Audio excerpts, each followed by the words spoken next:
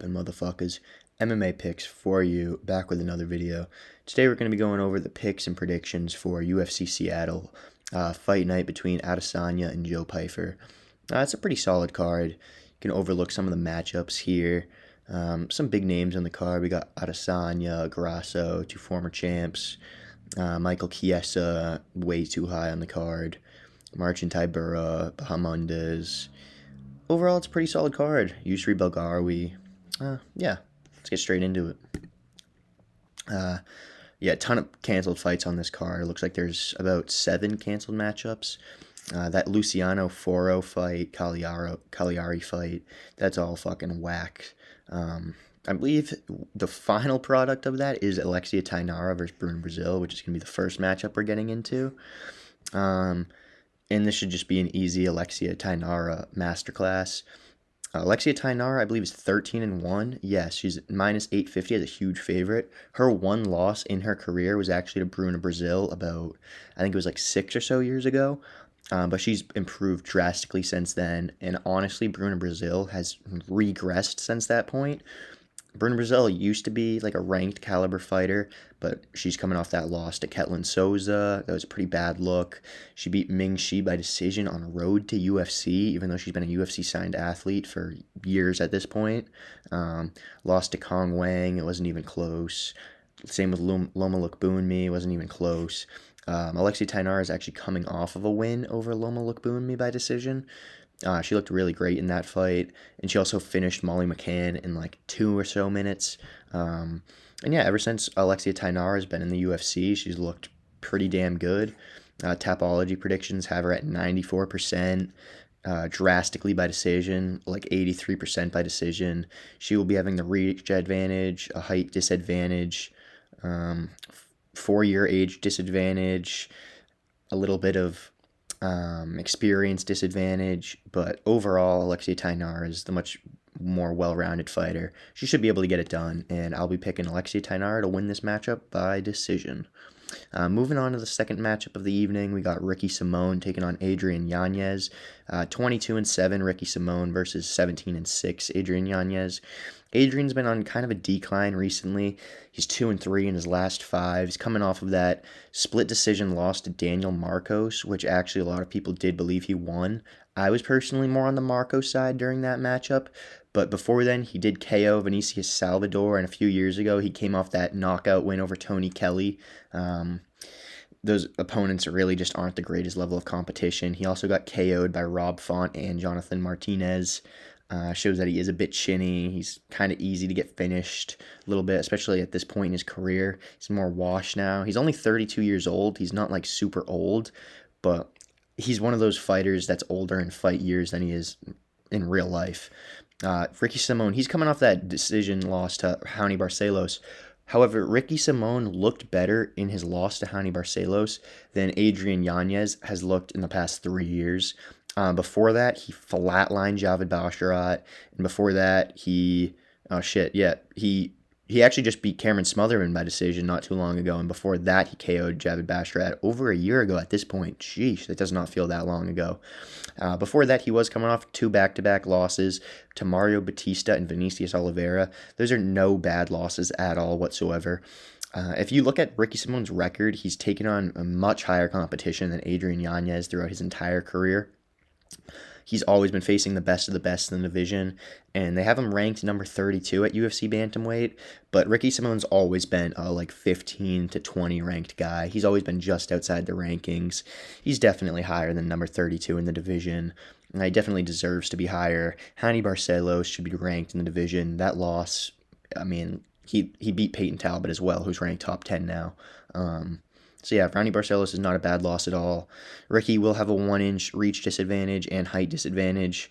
He's only a year older, but this is the hometown for him. He's the minus 170 favorite. I think that's appropriate. Maybe you could place him around like minus 180, minus 190. I think he should be able to get this one done. It's not too much of a lopsided matchup, but yeah, I'll be picking Ricky Simón to get this fight done by a late TKO. I do believe he can finish off Yanez, as his chin just hasn't been that great recently.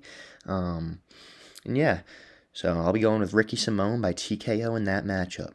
Moving forward, we got Navajo Sterling taking on Bruno Lopez, the Brazilian cowboy.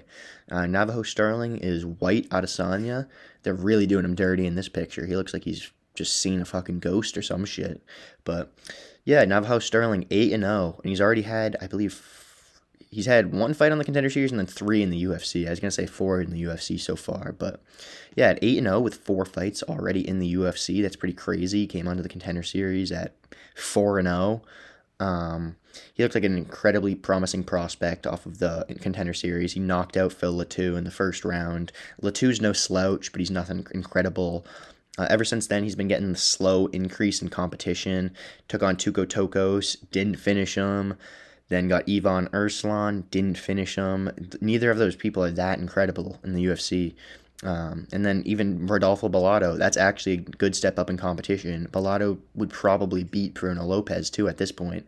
But Navajo Sterling has just been lacking the finishing ability while he's been in the UFC. Before the UFC, I believe, honestly, all of his fights were finishes. I believe that's kind of what skyrocketed him into the UFC so quick, having not that many pro fights. But yeah, ever since he got to the UFC, he just hasn't been able to finish an opponent. He's looked incredible. He's been able to get past all of his competition. It hasn't even gone to a split decision or anything. Most fights 30-27, some 29-28, like the Bellato. But I mean, he's won clearly. He's coming in as a minus 675, huge favorite. I believe that is appropriate as Bruno Lopez is coming off that first round knockout loss to Dustin Jacoby. Dustin Jacoby's also no slouch. He's right outside the rankings in light heavyweight. He might even be ranked at this point. Navajo Sterling, they have him at 24. Navajo Sterling's like one of those Ricky Simone type guys where he's just outside the rankings.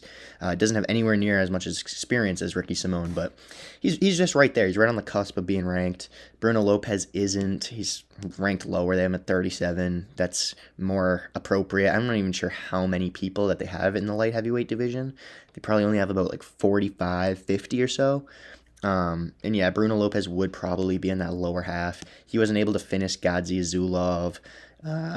He finished Sazanini by KO, punches to the body. Like, who even is Mikhail Sazanini? He has the height disadvantage, reach disadvantage. He's a little bit older, maybe more in his prime of years-wise, and he's had more experience. But, I mean, I think the lining is appropriate. Navajo Sterling is one of my most confident picks on this card. He should be able to get it done, but it's another one of those fights that I think it will go to decision. I can see all 3 of these fights so far that I've broken down going to decision, but this one I definitely am going to pick Navajo Sterling as a lock by decision. Moving forward, we got Casey O'Neill versus Gabriela Fernandez. Now, this is a tough one. This is one that I was going back and forth with all week on, similar to the main event. We'll be getting there shortly. But King Casey O'Neill was looking incredible in 2022. And then she took a split decision to Roxanne Modafferi, which isn't good at all. And then she was fraud checked by Jennifer Maia. That is not good. She came in, what is she, 10-2 now at this point? So yeah, she came in 9-0 against 20-9 Jennifer Maia and just kind of got blown out of the water. And then in her next fight, she got her fucking arm snapped by Ariana Silva, which was also just an incredibly bad look. But King Casey O'Neill did bounce back in her last matchup against Luana Santos. I predicted that one wrong as well. I will be taking Casey O'Neill to win this matchup by decision, although I've never predicted a Casey O'Neill fight correctly. Gabby Fernandez, I don't think anyone in the world was picking her against Kong Wang before she got that head kick down into a sub.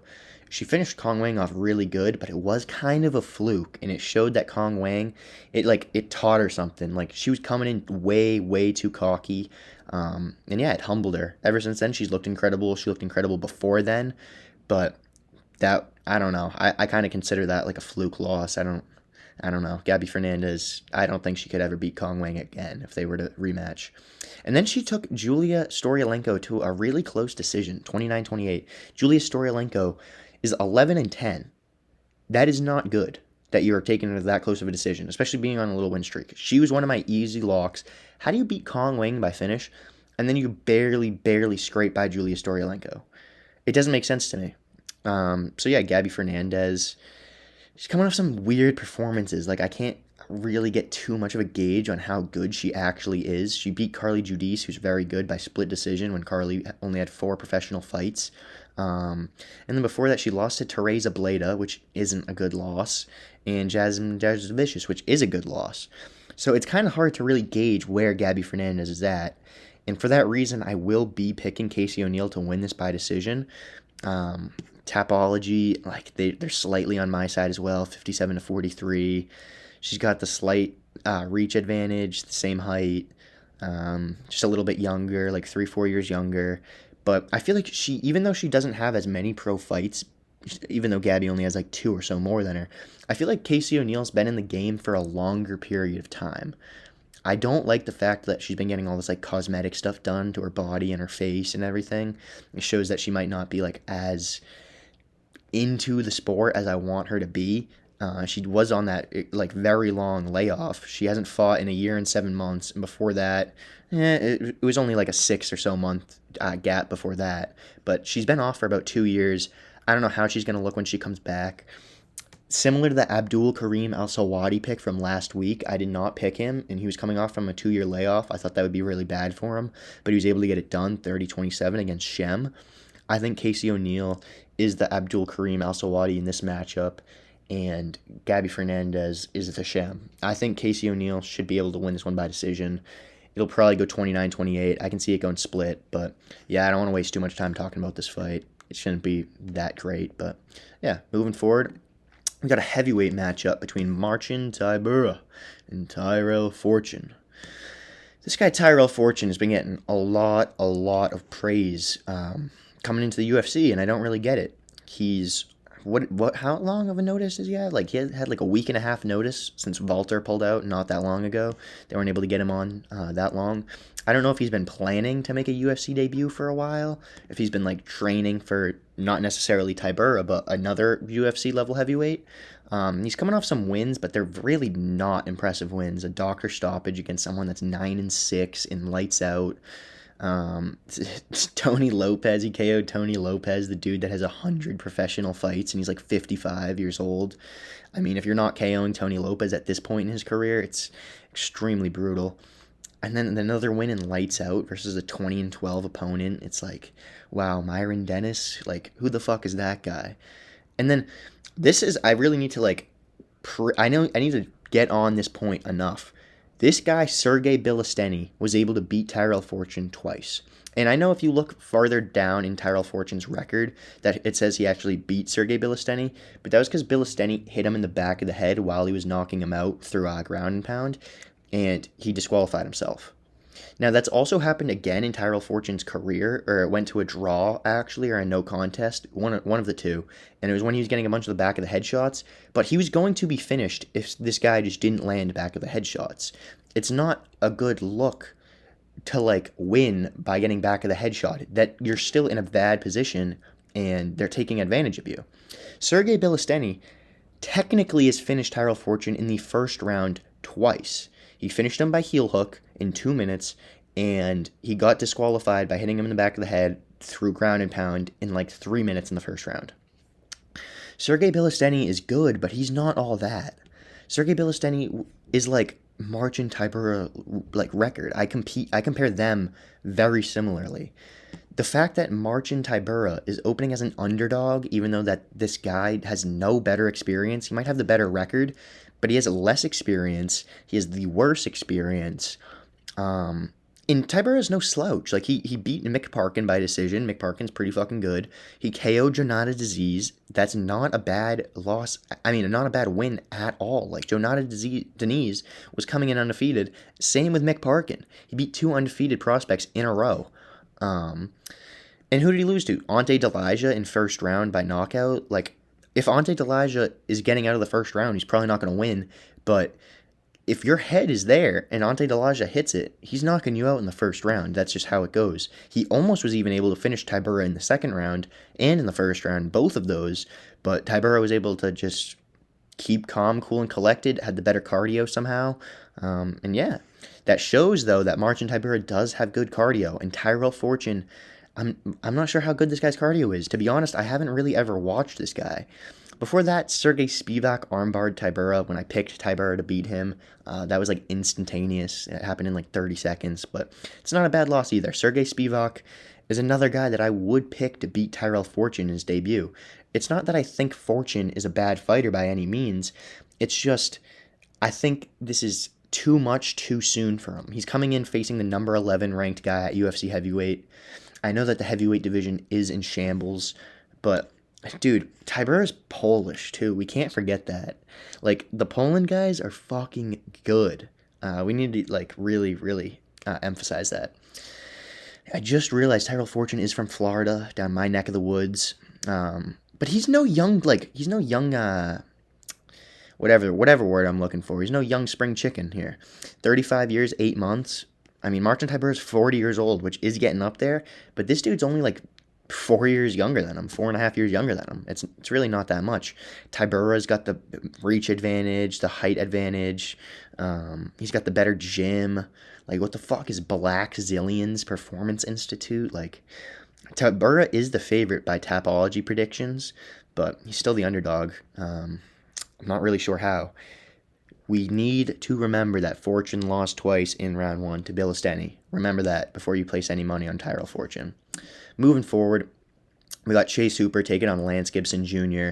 Still in the prelims. I believe this is the second to last prelim fight in the lightweight division. 16-4, the Dream, Chase Hooper, coming off that knockout loss to Alexander Hernandez. That was brutal. He was like a minus 350 favorite. I think me and everybody else in the fucking world had some money on him. And then he just got starched right at the end of round 1. That was real brutal. I was hoping he could maybe make it until the end of the round, but I thought that stoppage was fair. A lot of people were saying, oh, early stoppage. But honestly, like, do you want to see Chase Hooper die? Because I don't want to see Chase Hooper die. I like Chase Hooper. I like the Gooner. So, Lance Fearless Gibson Jr., his dad was in the UFC. That's kind of the only reason he's here. He's also Canadian. We need some Canadian prospects. They're just not the fucking best. But, yeah, Chase Hooper's coming in again, minus 330. That was him in his last fight as well, even though he lost by knockout. Still, before that, he was doing incredible before that, even though it was to, like, unk competition, like Jim Miller, Clay Guida, Borshev, it's whatever, it's Borshev, and then Jordan Levitt. Like, he wasn't facing the best competition, but he's definitely facing higher competition than Lance Gibson Jr.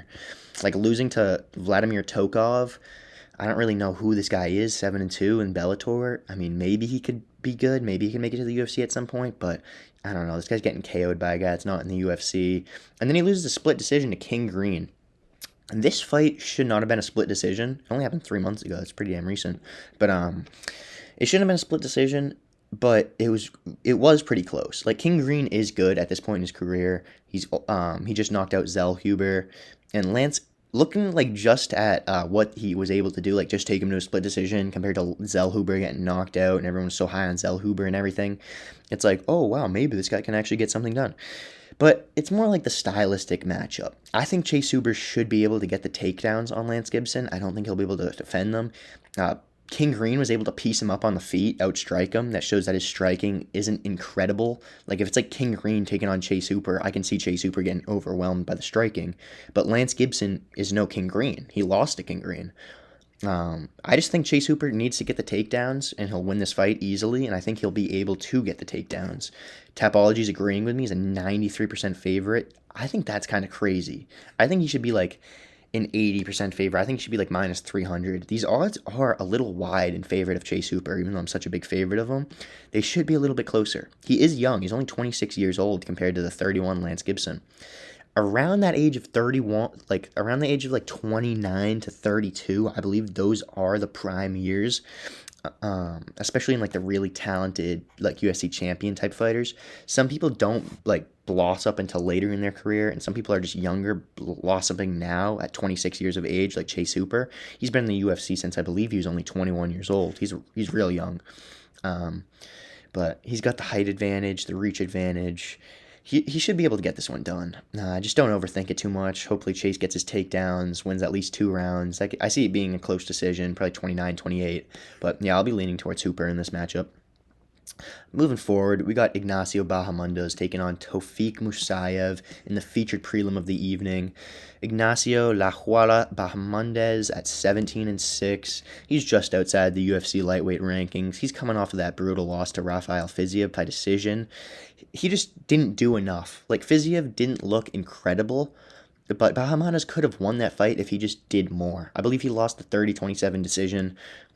Came off that Jalen Turner submission, which temporarily retired him, even though he came back and got a knockout like 4 months ago, and that only happened a year ago. KO'd Manuel Torres, which is aging incredibly well. KO'd Christos Kiagos. Like, this guy does just finish people. If he's going to win, he's 95% chance going to win by finish. He's not a big decision guy. Like, last time he went to decision, both last times he went to decision, he lost. Lost to Ludovic Klein, lost to John McDessie, like, back in 2021, but he's greatly improved since then. Coming in as minus 320 favorite over Tofik Musayev, who just had that really bad loss to Miktik Oral. He was subbed in the first round by a Kimura 9 months ago, and he hasn't done anything since then. He didn't take much. He didn't take much damage. He just didn't look good at all in that fight. Before then, he came into the UFC based off that TKO, ground and pound, over Takeda, 15-5. That was 2.5 years ago, though. This guy is pretty damn inactive, I will say. For being 22-6 at only he is actually 36 years old. I thought he might be a little younger than that. I don't know why we're taking 36-year-old Azerbaijanis that don't have that high of a ceiling, but yeah, I believe that this is kind of just a layup fight for Ignacio Bahamondes. He should definitely be able to get it done. He has a 6-inch height advantage, 6.5-inch reach advantage, way more in the prime of his career at 28 years old compared to the 36-year-old Tafik. Bahamondes 93% pick on Bahamondes. I mean, on Tapology, I believe that's absolutely correct. I think Bahamondes should honestly be able to get this done by KO, maybe even in round 1. I don't see it going past round 2. So, yep, give me Bahamondes by KO TKO. Moving on to the main card. We got my boy T-Rex, Terrence McKinney, taking on Kyle the Monster Nelson. Kyle the Monster Nelson's always been one of those guys I actually think he's kind of underrated. His only loss in his last 5 fights was the knockout loss to Steve Garcia 2 fights ago. That hasn't aged bad whatsoever at all. Steve Garcia's knocked out every single person he's fought, and he's going to be fighting at the White House against Diego Lopez, and that's another close fight. Saying that Kyle Nelson and Diego Lopez are nowhere near each other in terms of skill level. So, I don't know. I don't know how Steve Garcia is going to do in that matchup. Getting backwards onto this fight, though, however. He is coming off that win over Matt Frivola, Kyle Nelson, and he pretty much knocked him out at the end of first round. The ref actually stopped it with like 2 seconds to go, and then he ended up letting it go on into the second round for some reason. I think he thought he might have stopped it too early and then just pretended like he never stopped it. But I remember that going extremely viral. That was a bad mistake by the ref. Kyle Nelson let go of him and stood up with 2 seconds left, thinking that he knocked him out because the ref literally pulled him off. And then he was just like, no, you can continue. Pretty brutal. I mean, I don't know why they wouldn't have given him that first round finish over Matt Frivola. He's getting real old in his career at this point. Matt Frivola needs to retire. I don't think he's going to win any more matchups in the UFC. Before that, Kyle Nelson was on a 3-fight win streak. KO over Bill Algeo, decision over Padilla, decision over Builder. It's those are all fine. Nothing incredible there. I'd say the KO over Bill Algeo is pretty impressive, even though he didn't actually knock him out. It was a pretty early stoppage. He was rocking him, but Algeo was still on the feet, still dodging and weaving. He just wasn't putting anything back. 34 years of age, Kyle Nelson. It's a little older than I'd want him to be at this point. He does have a height advantage, but a reach disadvantage over Terrence McKinney, coming in as the minus 185 slight favorite. Terrence, my boy, is from Orlando, Florida. Fuck yeah, my city. 31 years of age, definitely more in the prime of his career, and we know how Terrence fights. He's coming out here looking for a first-round finish or to be first-round finished. This guy's not going to let the fight hit the second round. If the fight does hit the second round, bet your entire purse on Kyle Nelson.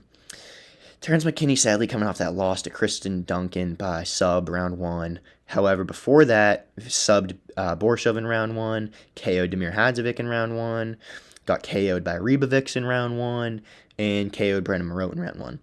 If you notice a trend with Terrence McKinney's recent fights, they've all ended in round 1. Now, is Kyle Nelson more likely to get a knockout in round 1 or get knocked out in round 1? Let's look at that Steve Garcia fight real quick, and I want to say Terrence McKinney isn't on the same level of Steve Garcia, but in round 1, they look very similar. Terrence McKinney's going to come out like Steve Garcia in round 1. and he's going to put a fucking beating on Kyle Nelson. This bald, white-ass guy is going to get his little head pinged around with a little mustache. And he's going to get his fucking ass beaten round one. Now, if he can survive round one, he'll definitely win this fight. Like, I can guarantee you if he makes it out of round one, he'll win. But I don't think he's making it out of round one. That's the issue. I will be putting my money on Terrence McKinney to win by round one. He's my boy. I'm a little bit biased, not incredibly biased. I would be picking him either way in this matchup. I think the line is appropriate. I think he should be a slight favorite. Minus 185 seems fair. But yeah, I'll be choosing T-Rex to get it down by first round knockout. Moving on, we got Mansur Abdul Malik taking on Yusri Belgarwi. Number 39 to number 48 in the UFC middleweight division. They're pretty much ranked at the exact same spot. These two guys, this is another incredible matchup. This will probably end up being fight of the night, especially right after a Terrence McKinney fight. You can't not tune into a Terrence fight. And then this, I don't know how anyone on the night could skip this. This is the least bathroom break matchup I've ever seen. This is like straight banger on banger. Minus 140, slight favorite, Mansur Abdul Malik. I won't be picking him. I will actually be going with the underdog, Yusri Belgarwi, in this fight. I believe that's the third underdog I'm going with. Casey O'Neill. Casey O'Neill flipped to a favorite, even though I was picking her as an underdog. So maybe not the third, maybe it's the second. I will be picking a third underdog shortly. But Mansur Abdul Malik, the real thing I need to emphasize with this guy is that fight with Cody Brundage. Now, it was 1-1 going into the third against Cody Brundage. Not many people take Cody Brundage to the third and go 1-1 with him. Cody Brundage is...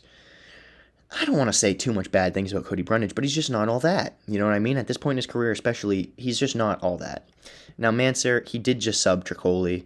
Wow. Mantis Kondratavicius. I don't know how he didn't finish Tricoli in the first round. Tricoli is a slouch. He shouldn't even be in the UFC. He was only here because Mackenzie Dern.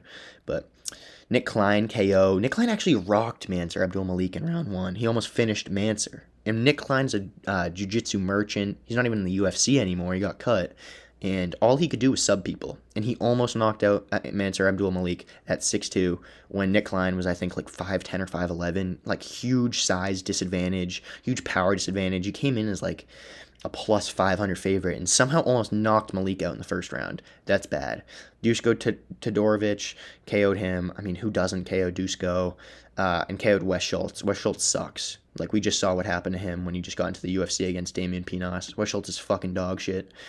28 years of age for Mansur versus the 33-year-old Yusri. I think Yusri is more in the prime of his career. I think Mansur is just young. He's just young and unexperienced. He only has 10 pro fights at this moment. And Yusri, you might be looking at him and be like, oh, he only has 12 pro fights. This dude was in Glory Kickboxing and has had 5 fights combined between Alex Pereira and Poatan. He fought Poatan 3 times, beat him once, and I think he went 1-1 with Adesanya. I might be wrong. He might have went 0-2 with Adesanya, but every single fight that this guy was in with them was close. He was even beating... The only time he got finished was by Poatan in their second or third matchup, and he shouldn't have even gotten finished in that. He was actually winning the fight, and then he got a cut on his eye, and it led to a doctor stoppage because he got rocked when he got the cut.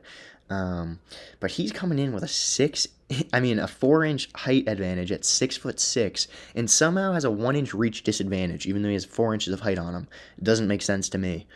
I don't know if this is the only Tunisian fighter we've ever had. There's not many people with a name like Yusri Belgarwi, but Yusri coming off that knockout win over Azamat Bekov is extremely impressive. I was super high on Bekov, and I know a lot of other people were as well. Yusri was a big underdog coming into that matchup, as he lost to Marco Tullio on the Dana White's Contender Series. He didn't look bad in that either, though. And then he got a KO over some random, I don't even know how the fuck you pronounce, Validze or some shit. Not Roman Dolidze, fucking Kevalides, I don't know. Ahmed Sami beat him by decision, and then KO'd Taiga Iwasaki on the Contender Series. His last 2 matchups have been really impressive. More impressive than anything, honestly, Mansur has been doing recently, I will say. Now, this will be a good matchup no matter what. Tapology is predicting Belgawi to get this fight done. Most people are predicting it by KO.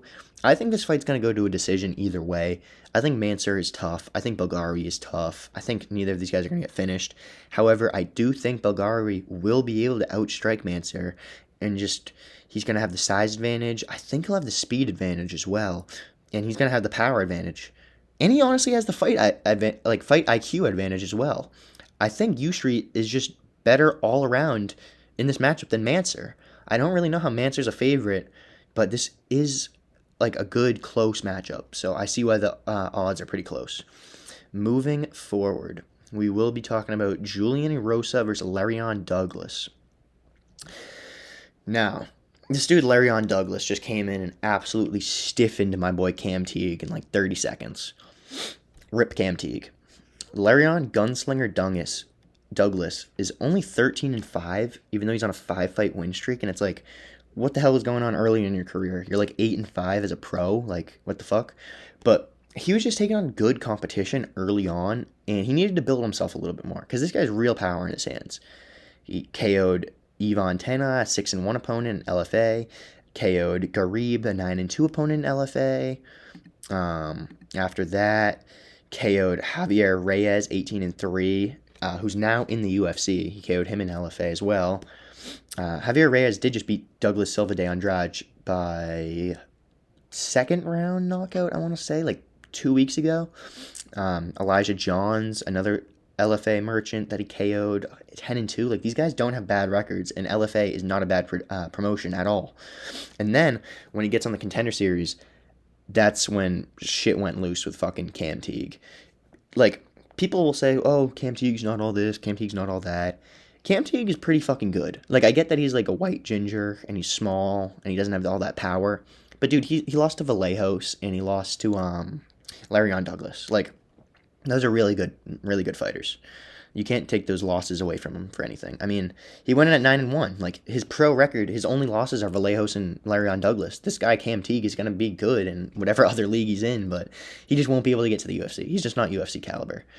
Larion Douglas, minus 350 favorite at 30 years, 11 months, 5'9", 72-inch reach. He does have the height disadvantage, reach disadvantage. He's about 6 years younger than Juicy J, Julian Rosa. I like both these guys. These guys are both like pretty cool, chill guys. But Juicy J is just kind of like older and washed. He can always get the finish on you. Like, never count Juicy J out. If you're beating him in the first 2 rounds and you think you're going to coast, he will lock up a sub in round 3. You need to get this guy out of there in round 1 or early round 2. Like, you just need to take care of this guy and get him out. He is not going to fade. He's going to get better, and he's going to lock up a sub. He's coming off that loss to Melquizael Costa 10 months ago, which was the fight of the night. That was an absolute banger. That was Melquizael Costa's closest fight in like his last 4 matchups, I believe. So it shows that Juicy J isn't no slouch. Like, he's not someone that's just going to get fucking pieced up and put away instantly. Or he is a guy that's going to get pieced up and put away instantly, or he's going to make it be a hard fucking fight. Like, he's either getting put up in 2 minutes or he's not getting put up at all. Before that, he was on a 3-fight win streak over Darren Elkins. That was a sad fight. Like, he made a 1-month bounce back because that fight was just sad. Darren Elkins had nothing to offer. It was his retirement fight, and he looked brutal. Juicy J just fucking put him out bad. Before that, he subbed Christian Rodriguez late in the fight when Christian Rodriguez was having early success. Subbed Ricardo Ramos. Like, he has that good guillotine choke. Like, he will lock it up. Don't count him out. Fernando Padilla KO'd him. Like, this guy's either getting put out or he's going to put you out. I'm kind of surprised, actually. I was going to say I'm not, but I'm really kind of surprised that Melquizael Costa was able to beat him by decision. Like, this guy's someone you either put out or he puts you out, and by decision, he's pretty good by decision, like his odd-wise. Like, he can win fights by decision. 31-12, he's way more experienced than Larion Douglas. And honestly, looking at it, it's like 3 times the amount of wins, only 2 times the amount of losses, and he's been fighting at a higher caliber.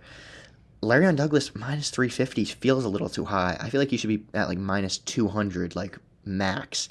I do think he'll be able to get this one done by round 1 KO, but I'm not super confident on it. I'm not going to lay my money there. Tapology has him as an 80% favorite. I mean, I'd probably take him as like a 70, maybe like 68, like around that area. Like, he should be able to win this fight. It's just that you can't count Juicy J out, and he can always get a late finish. Even if he's not winning early, he can still lock up that late finish. So, moving forward, we got Michael Chiesa taking on Nico Price in this next matchup. I don't know why the fuck this is this high on the fight card. It is way too fucking high on the fight card. What is this fucking picture of the dodo bird Nico Price? This is extremely brutal. This is a rip Nico Price. Dodo birds going extinct after this matchup type matchup. Michael the Maverick Chiesa is on the most fraudulent 4-fight win streak at this point in his career. He just beat Court McGee by decision, subbed Max Griffin, and before that subbed Tony Ferguson almost 2 years ago at this point. Sheesh, I thought that was a little more recent. That's how long Tony's been out. But like, yeah, Michael the Maverick Chiesa should definitely be able to get rid of Nico Price pretty instantly. I mean, like, I technically have Michael Chiesa as a round 2 sub prediction, but I think he can definitely get this one done in round 1. I don't think it's going to go to round 3 at all whatsoever. I don't think it even can go to round 3. Nico Price from Cape Coral, Florida. All these Florida guys I enjoy. But like 16-10, look at that fucking record, dude. 1-4 in his last 5. The Nikolai Veretennikov this fight really says a lot. Like, looking at these other losses, it's like, oh, he lost to Jacoby Smith by submission, took him into the second round. Before that, got KO'd by Robbie Lawler 3 years ago. That was brutal. Like, that was a really bad look. Almost honestly looked like he fluked it. Or not fluked, like fucking, like, flopped on purpose. It looks like he literally, like, it was like a fixed fight or some shit. Like, he didn't actually get knocked out. Like, he just fell over. Alex Morono beat him by decision. This was on a pay-per-view main card. Holy shit. This was UFC 302. I remember that, damn. Clear as day. That was one of the worst fights on a pay-per-view main card, like, ever. Like, an all-time. The fact that Nico Price is winning on pay-per-view main cards in, what year was this? 2024? Like, it's just fucking brutal. Temba Garimbo lost the decision to him. That lost to Jacoby Smith. Like, this Veretennikov fight was brutal to watch, and it really says more than any other fight in either of these guys' careers. Like, Nikolai Veretennikov sucks, and Nico Price was going up against him, and I'm like, all right, whatever. If Nico Price loses this, you need to cut him. If Nikolai loses this, you need to cut him. Whoever loses this is just not UFC caliber. Whoever wins this is like bottom barrel of the UFC. And Nikolai knocked him out really bad within like 3 minutes. And that just shows you, like, dude, Nikolai's not even UFC, like, caliber. The fact that you're getting starched in 3 minutes and then you're making a fucking 6-week return against a guy on a 3-fight win streak in his retirement fight that the UFC loves and wants to protect is not a good look. There's a reason why Michael Chiesa is a minus 900 favorite and he's not even that good. Like, lost to Kevin Holland, lost to Sean Brady. Like, those are good losses. But dude, at 38 years of age, you're coming in as a minus 900, and I think it's fucking appropriate. Like, Michael Chiesa is somehow my most confident pick on the card just because Nico Price is such a fade. I don't know how anyone could ever lay a single dollar on Nico Price since this Robbie Lawler KO, he should have been faded every single time. I picked Alex Morono. I don't know how Alex Morono lost to him, even though Morono sucks and isn't in the UFC anymore. But, yeah, I mean, it just says enough. About the same height, about the same reach. Chiesa's a 96% pick on Tapology. Honestly, should be like a 100% pick. If you pick Nico Price to win this fight and he actually wins this fight, don't say, oh, I picked Nico Price to win and he won. Dude, you're fucking coming for some crazy-ass upset. No one should be picking Nico Price in this fight. Michael Chiesa is like the lock of all locks. And it's really brutal when you're picking someone as a lock of all locks just because someone that he's facing is that fucking ass. But I mean, that's all there really is to say about it. Nico Price is just that bad. Moving on to the co-main event, we got Alexa Grasso taking on Macy Barber. Battle of the Hotties right here. Alexa Grasso, no nickname, versus Macy, the future Barber. Who honestly gives a fuck? Number 5 versus number 6 in the UFC flyweight division. Is this the Gooners main event or something? Is Chase Hooper going to be in attendance watching this shit? Hopefully he can get his fight done and then come right back out for this one or some shit. But yeah, Macy Barber's been on a 5-fight win streak. I think she might actually be on like a 7-fight win streak. She did lose to Alexa Grasso, I think 5 years ago in like 2021, unanimous decision. She had that other loss to that other chick that wasn't that good, like right before it, and then ever since then she's just been undefeated. She was younger then. It was early in her career. 5 years ago, Macy would have only been 22 years old, maybe 20, just into 23 years old. Like that is real young. Versus the Guadalajara Mexican Alexa Grasso. Now, coming into this fight, I did really want to pick Alexa Grasso, to be honest. Like, Alexa Grasso is good. Like, I don't know how you can easily pick Macy Barber in this matchup. Like, the odds are appropriate. She's a minus 185. I think she should be, like, minus 150, honestly. Like, this is a really close fight. And, like, are we forgetting that Macy has had all these health concerns? She had to pull out of that Erin Blanchfield fight literally as they were walking out. She had a seizure. And yeah, like, they're the same height, same reach. Well, Alexa has a 1-inch reach advantage. And Barber's a 68% favorite on Tapology. I don't get the love for her that much. It's a very close fight. She should be like 55 to 60% favorite. She should be the favorite, but it shouldn't be by that much. Alexa Grasso, although you might be like, oh, she's not in her prime anymore. She's in her prime years. It's just the fact that her gym and like the people she trains with, they don't really improve their skill. I feel like Alexa Grasso peaked with her first fight against Valentina Shevchenko. She subbed Valentina Shevchenko, and people were like, holy shit, Alexa Grasso is the next big thing. And Alexa Grasso had losses before that too, which is crazy that Valentina just was able to outskill her that much in that fight. After that, she had the sketchy draw with Valentina Shevchenko. It should have went Shevchenko's way if there's no 10-8 round. I think Shevchenko won 3-2. After that, Shevchenko won like 4-1 or 5-0. Shevchenko just kept leveling up in their fights. And then Natalia Silva. I was super high on Natalia Silva. I thought that this girl was even better than Valentina Shevchenko when they fought. But looking at her lose to Rose Namajunas, or technically she won, but that was a robbery, and everyone knows that's a robbery. Natalia Silva might not actually be all that. 18-5-1, it's like, she can lose. She hasn't lost in the UFC yet. She looked really good besides the Rose fight, but she can lose. You can see that earlier on in her career. Similar to Alexa Grasso. She just has 2 more wins, same amount of losses, same amount of draws. Macy Barber, however, I feel like she's just improved herself enough to just get a 29-28 decision over Alexa Grasso. Their first fight, this girl Macy Barber was just punching at ghosts the whole time. She was just punching at bullshit. She wasn't shooting the takedowns that she should have been. She got like 1 or 2, I think, but she just wasn't doing what she should have been doing. The game plan was whack. And this time, I think Alexa Grasso is going to be in the same boat Macy was in their first matchup. I think Macy should just be able to get the takedowns done, like lay on her, get some ground and pound. Macy is really physical. She should be able to just drag her down, outland her on the ground. And yeah, like Alexa Grasso will probably be the better boxer at range, better kickboxer, better on the feet. But I don't think that this matchup is going to stay on the feet for that long. And that's why I will be having to go with Barber by decision. And yeah, like, I don't like looking at her recent wins. Like, I don't know. I don't value them that high. I value the Amanda Ribas win pretty highly. And the Karine Silva fight was whatever. It was a 29-28 decision again. It's like, whatever, girl. But yeah, moving on to the main event. Got Israel Adesanya taking on Joey P. Pfeiffer. Now, this is the fight that I've actually been going back and forth on all week the most. Usually the fight that I'm going back and forth on is not the main event. Now, this main event is extremely good and extremely close. The betting odds are probably the closest for this fight of any fight in the entire card, and that's how it should be with main events. Like, main events shouldn't be slaughters.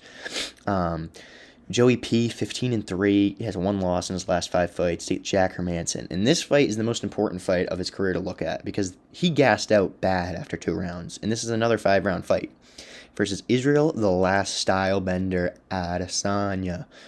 He's 1-4 in his last fights, the exact opposite of Joey P. However, the level of talent that he's been facing is so much drastically higher than Joey body bags. It's crazy. Like, Israel Adesanya also has a reach advantage and a height advantage. He has a 5-inch reach advantage and a 2-inch height advantage. He is coming in bigger than I thought he would be for this matchup, and he's a 70% favorite on Tapology. I was wanting to pick Izzy the past, 2 days, because like just the skill like advantage, the people he's fought, his older wins. But I couldn't bring myself to pick against Joey Pfeiffer, knowing the power that he has, and just the amount that I like this guy more than Izzy Adesanya. Like, going into this fight, I really wanted to pick Joey P, but I didn't think I was going to be able to. I just thought, like, the level of talent that he's fought is nowhere near the level of Izzy, that, like, it would make sense picking him. However, Izzy's on such a decline, and I'm, like, 95% sure his nose is broken. And he had a super bad weight cut. He looked super drained on the scales earlier today. Another reason I wait to make my prediction video to a little bit later. But he looked so bad on that. I didn't know who I was going to pick all week long, going back and forth. This morning, I literally had Izzy picked. Flipped my pick to Joey P. I will be picking Joey Pfeiffer by round 2 knockout. If this fight goes into round 3 or farther, Adesanya should be able to get it done. But the main thing that I'm really worried about is Izzy Adesanya is washed. Like, the title of my video and the like front picture on my video, it says, "Is Izzy washed?" And I think the answer to that is yes. Izzy at 36 years and 8 months, 1-4 in his last 5, like coming on a 3-fight loss streak, 2-fight finish streak. Like, he got subbed by Duplessis, who doesn't really sub many people, and he got KO'd by Nasruddin. Like, even though he's been looking good in these fights, he looked good in every single fight he's been in besides the Strickland fight. That was the only one he didn't look good in, but he got a DUI like 2 weeks before. Ever since then, he's looked good, but he just hasn't been able to get it done. And I think the same thing's going to happen here. I think Israel Adesanya is going to come out looking good, going to be outstriking Joey P. Joey P is looking for that shot.